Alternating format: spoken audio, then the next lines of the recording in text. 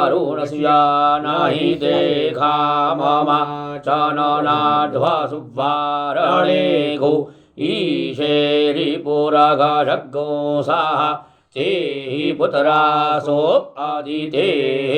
प्रजीवसे मर्त्याय ज्योतिर्गच्छन्त्यरसराम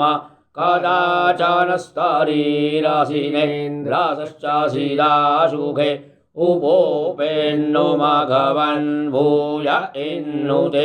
दानन्देवस्य प्रज्यते परिते दूढभोरथोऽस्माौ अशनोत विषवताः येन रक्षासीदाशुखाः भोरभुवाः स्वाहा सुप्रजाः प्रजाभिः स्याग्गुंसुवीरो वीरैः सुभोगाः भोगैः नर्जपरजां मे पाहि जग्गस्या पशून्मे पाय्याथर्जपितुं मे पाहि आगन्मविषवे दशमसमभ्यां वासो वित्तमाम् अग्ने सम्राडाभिद्यों नामाभिसः यच्छसव आयामगणगरेह पातिर्गारेह प्रतियाः प्रजाया वासो वित्तमाः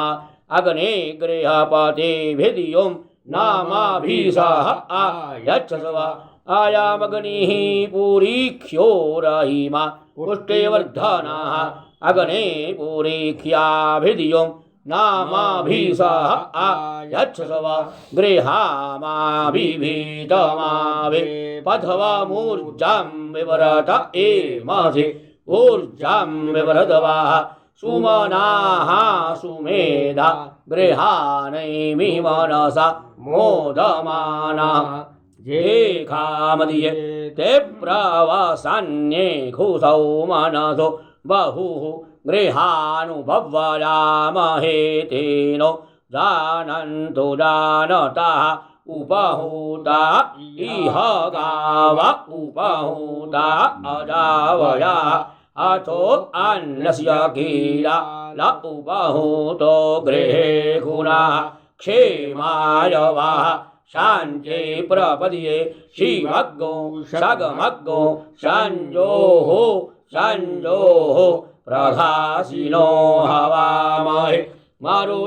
मरुतश्चरितादशाः करम्भेण सजोखसाः तद्ग्रामे तदरण्ये रसभायाञ्जदिन्द्रिये यदेनश्चक्रिमा वायामिदं तद्वयजामहे स्वाहा मोघोण इन्द्रात्र प्रत्सुदेवै रस्तेकमादे सुगमेन्नवयाः माहस्यति यस्य मीडुगो दव्याः विगमादो मारुतो वन्दते गीः अग्रान् कर्म कृताः